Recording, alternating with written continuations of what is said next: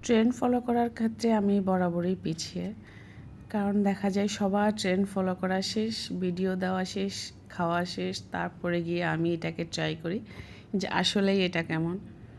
তো এই ব্রেডের মধ্যে চা দিয়ে এই ট্রেন্ডটা কিন্তু মাঝখানে খুব ভালো চলছিল।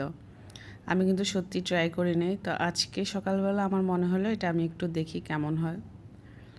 ফার্স্টে আমি একটা ব্রেড দিলাম, দেওয়ার পরে এর মাঝখানে আমি ক্রিম দিলাম, ডানোর যে ক্রিমটা পাওয়া যায় আমি সেটাই দিলাম। দেওয়ার পরে এর উপর আমি আরেকটা ব্রেড দিয়ে দুইটা সাইড আমি একটু সেঁকে নিলাম যেন ব্রেডটা একেবারে গলে না যায়। এরপরে আমি 1 মগ চা ঢেলে দিলাম। এরপরে আমি একটা প্লেটে তুলে নিচ্ছি।